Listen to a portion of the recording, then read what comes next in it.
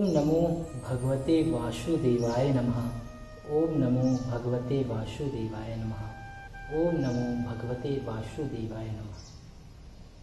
ओम नमो भगवते वासुदेवाय नमः। आप लोगों से भी आग्रह, जब भी किसी ग्रंथ का पाठ सुनते हैं, चाहे साईं बाबा को हो, चाहे शंकर जी का हो, चाहे माता जी का हो, आप उनसे रिलेटेड मंत्र, जैसे शंकर जी का है तो ओम त्र्यंबकम यजामहे सुगंधिं पुष्टिवर्धनम उर्वारुकमेव बंधनात् मृत्युर्मोक्षे मामृतात्। अगर ये नहीं बनता तो ओम नमः शिवाय। दुर्गा जी का है, काली जी का है ओम जयंती मंगला काली भद्रकाली कपालिनी दुर्गा क्षमा शिवधात्री स्वाहा स्वधा नमःस्तुते। गणेश जी का है वक्रतुंड महाकाय सूर्यकोटि समप्रभा निर्विघ्नं कुरु मे देव सर्वकार्येषु सर्वदा। साईं बाबा का है ओम नमो श्री साईं प्रभु नमः, या फिर ओम श्री साईं राम, या ओम नमः शिवाय। जो भी मंत्र आप जिस भी ग्रंथ का पठन श्रवण सुनना चालू करते हैं, सर्वप्रथम आप उस मंत्र का उच्चारण 11 बार करें, उसके बाद उस कथा को सुने, अंत में अपना नाम ले और फिर मंत्र करें 11 बार और बताएं बाबा जी को, भगवान जी को अपनी प्रॉब्लम। देखिएगा चमत्कार कैसा आपके साथ होगा। स्वागत है आपके अपने चैनल पे, मैं हूं राम गुप्ता। हर दिन की भांति श्रीमद् भागवत महापुराण के प्रथम स्कंध का 3रा अध्याय प्रारंभ करने जा रहे हैं। सर्वप्रथम प्रार्थना करते हैं कि जो भक्त इस कथा का आनंद ले रहा है, श्रवण कर रहा है, बाबा उसके जीवन में आ रहे कष्टों को दूर करे। साक्षात श्री कृष्ण जी भी उनके जीवन में अपनी अपार कृपा बनाए और सारे कष्टों को, संकटों को दूर करे। यह कथा हमें इस धाम के संचालक श्री साईं बाबा के परम प्रिय मानस शिष्य श्री कैलाश गुप्ता जी के आदेशानुसार साईं की द्वारका माई में हम यह कथा साईं को सुना रहे हैं, ताकि साईं भक्तों पे कल्याण करे, साईं जीवन माला के सभी दर्शकों पे कृपा करे। और जो भक्त इस चैनल पे जुड़ रहे हैं, इस चैनल को सब्सक्राइब कर रहे हैं, लोगों में बता रहे हैं और ज्वाइन करके मेंबर्स बन चुके हैं, उनके ऊपर भी साईं की अपार कृपा बनी रहे। तो चलिए प्रारंभ करते हैं अध्याय 3 श्रीमद् भागवत के प्रथम स्कंद का अध्याय 3, मतलब 3रा अध्याय। श्री हरि भगवान के विविध अवतारों का इसमें वर्णन है। श्री सूत जी बोले कि हे शौनकादि ऋषियों, संसार में अवतार धारण करने वाले आदि पुरुष निराकार स्वरूप है। उन पर ब्रह्मा परमात्मा के रचित अवतारों का वर्णन आप लोग ध्यान से सुनिए। श्री हरि का प्रथम अवतार तो मार शर्ग का आश्रय लेकर सनक सनंदन सनातन और सनत कुमार जी के रूप में हुआ, जिसमें उन्होंने सदा ब्रह्मचर्य का पालन किया और वे सदा 5 वर्ष के ही बने रहे। दूसरा 12 अवतार हुआ, जिसमें वे जल में डूबी हुई पृथ्वी का उद्धार करके उसे पाताल से निकाल लाए। तीसरा अवतार यज्ञ पुरुष का रूप धारण करके श्री नारायण जी ने राजाओं को यज्ञ करने की विधि बतलाई। चौथा अवतार हैग्री का था, जिसमें पूरा शरीर तो मनुष्य का था किंतु मुंह घोड़े के समान था। उस अवतार में श्री नारायण जी ने ब्रह्मा जी को वेदों का पाठ सुनाया, वेदों का पाठ पढ़ाया। और 5वां अवतार नर नारायण के रूप में हुआ, उसमें उन्होंने सांसारिक प्राणियों की तपस्या का मार्ग दिखलाने के लिए बद्री केदार में बैठकर अखंड तपस्या की। छोटे अवतार में श्री हरि ने कपिल मुनि का रूप धारण कर अपनी माता को सांख्य योग का ज्ञानोपदेश दिया। और 7वें में अन्य मुनि के यहाँ दत्तात्रेय का अवतार धारण कर राजा अलर्क एवं भक्त प्रहलाद को वेदों की शिक्षा दी। 8वां अवतार ऋषभ देव के रूप में इंद्र की पुत्री चित्र देवी के गर्भ से लिया, उनमें उन्होंने जड़ चर्चा का मार्ग बताया तथा अन्य अवतारी के पुत्र जयदेव ने संसार में जैन धर्म की रचना की। और 9वां अवतार पृथु के रूप में राजा वेणु का शरीर मंथन करने से हुआ, जिसमें उन्होंने गौ रूप धारी पृथ्वी को दूकर उसमें छिपी हुई अन्नादिक वनस्पतियों को निकाला। और 10वें अवतार में मत्स्य अवतार लेकर श्री हरि ने राजा सत्यव्रत को सप्त ऋषियों सहित ज्ञान का उपदेश दिया तथा उसे अपनी माया दिखलाई।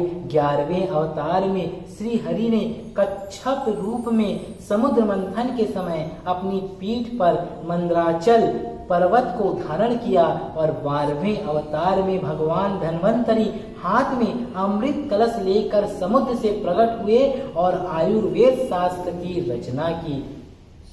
13वें अवतार में मोहिनी रूप से राक्षसों को अपनी सुंदरता से मोहित कर उनसे अमृत कलश प्राप्त कर लेने के लिए हुआ और उस अवतार में श्री हरि ने देवताओं को अमृत पिलाया।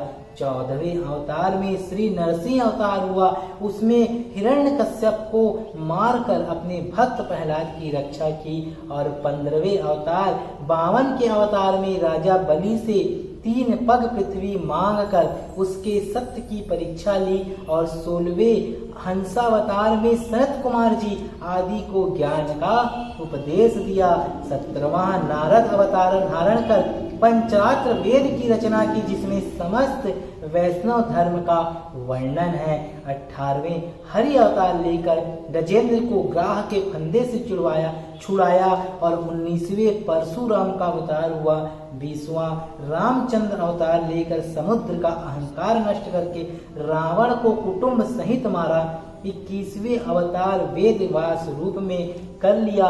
सब वेदों के अलग अलग भाग बनाकर 18 पुराणों का निर्माण किया। और 22वां कृष्णावतार धारण कर अधर्मी राजाओं को मारकर पृथ्वी का भार उतारा।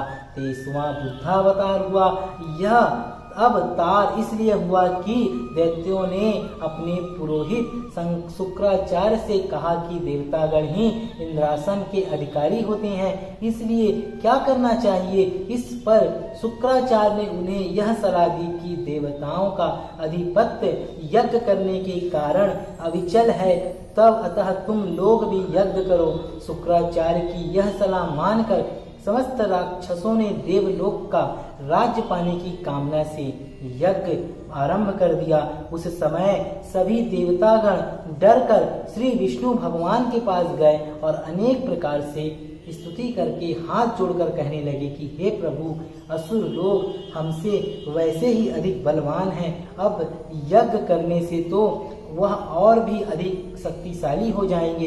उस स्थिति में हम उनको कैसे जीत सकेंगे। अतः आप कोई ऐसा प्रयत्न कीजिए जिससे हम लोगों का यह डर जाता रहे। देवताओं की इस भांति विनय सुनकर श्री नारायण जी ने बुद्ध अवतार धारण किया और मलिन वस्त्र पहने हाथ में चंवर लेकर उस जगह गए जहां असुर लोगों यज्ञ कर रहे थे। बुद्ध रूपधारी श्री नारायण जी को देखते ही असुरों ने उनका बहुत आदर किया। इसके पश्चात उनसे पूछा, आपके हाथ में यह क्या चीज है। बुद्ध भगवान बोले, यह चंवर है।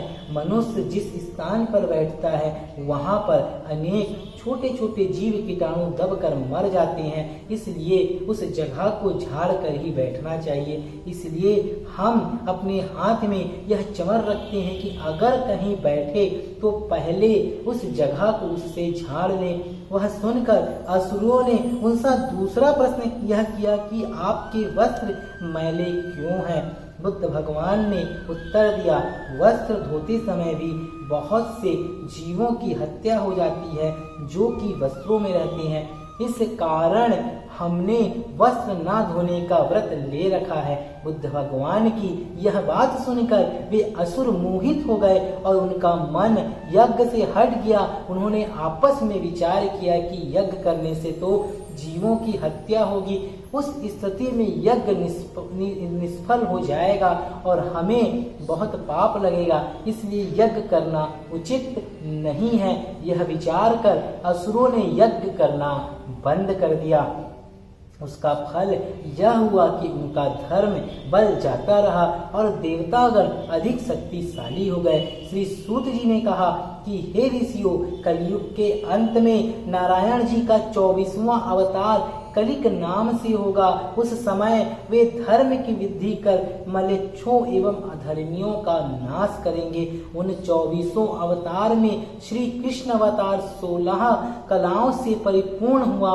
वे अन्य शेष अवतारों में लीलामय प्रभु अपने कुछ अंशों से ही अवतरित हुए। संसार में जितने भी जीवधारी और जड़ चेतन हैं, उन सब में उन्हीं पर ब्रह्मा प्रभु का प्रकाश समझना चाहिए, क्योंकि वे सभी श्री नारायण जी के अंश से पैदा हुए हैं। इस प्रकार उनकी नारायण जी के अवतारों की कोई गिनती नहीं है।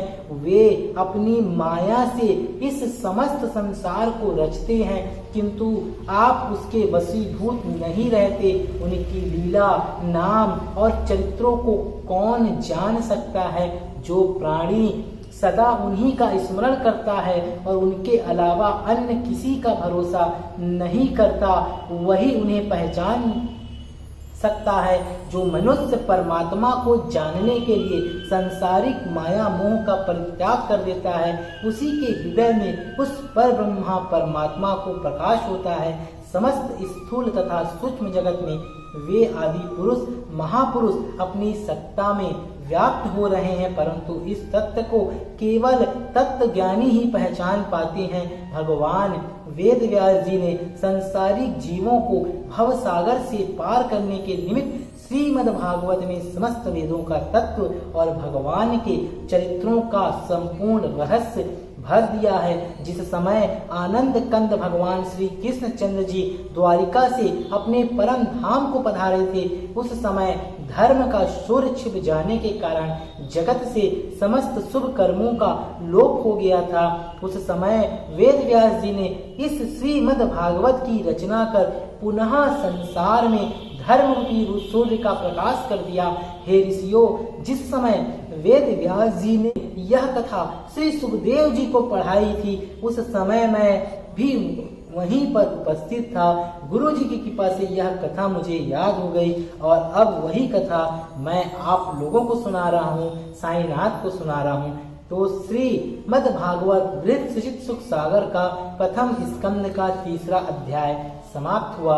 बोलिए ब्रह्मा जी की जय, बोलिए श्री कृष्ण कन्हैया लाल की जय। ओम नमो भगवते वासुदेवाय नमः। हे भगवान, हम सभी मिलकर आपकी द्वारिका में इस पावन कथा को सुन रहे हैं। आपसे आग्रह, सभी भक्तों पे अपनी कृपा करें और सबके संकट कष्ट को खत्म करें। बोलिए श्री कृष्ण कन्हैया लाल की जय। बने रहें साई जीवन माला के साथ। अगर अभी तक आपने चैनल को सब्सक्राइब नहीं किया है, निःशुल्क है, सब्सक्राइब करके मंदिर में प्रवेश कीजिए और बेल आइकन को ऑन करके घंटा बटा के अपने जीवन में आ रहे कष्टों को दूर करें। साथ ही अगर आप मेंबर्स बनना चाहते हैं तो ज्वाइन बटन को क्लिक करके आप इस द्वारिका माई के इस मंदिर के मेंबर्स बन सकते हैं। बने रहें। ओम साई राम।